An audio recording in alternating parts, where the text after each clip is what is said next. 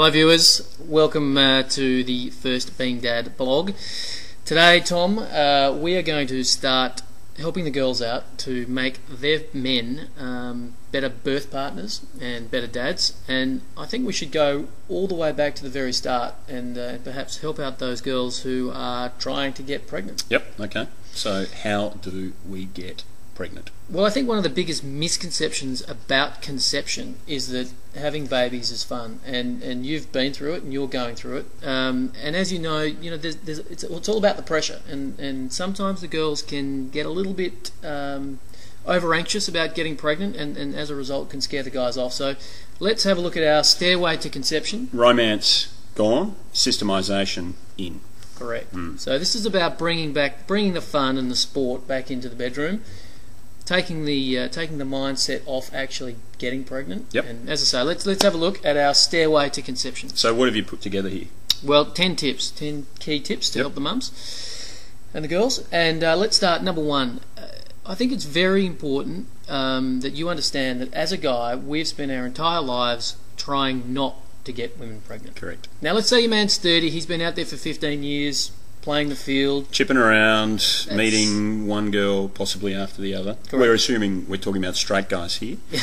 The number one thing that they don't want to do when they are meeting new girls is get them pregnant. Well, it's difficult to impregnate a man, so we're not talking about gay men either.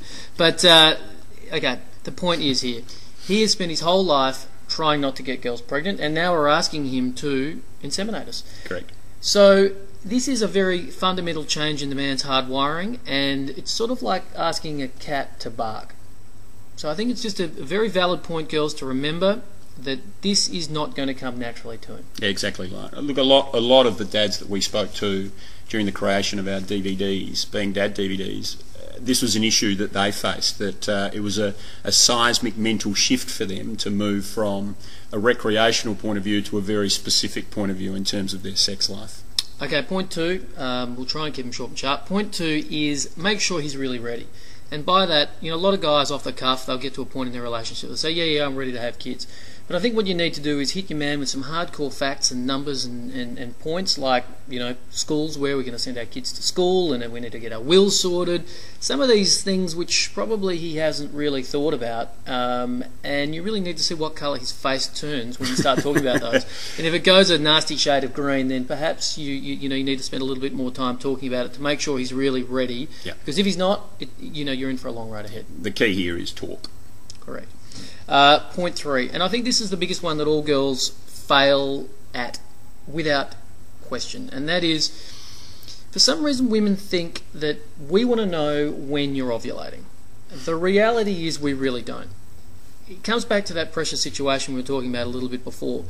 If you get a text message or a phone call from your wife saying, you got to get home tonight because tonight's the night, I'm ovulating, it's a little bit like the football coach ringing you up unexpected and saying, you weren't picked in the team, it's the Pro Bowl final tonight, and you're on the starting team. It is an absolute no-no, ladies, an absolute no-no.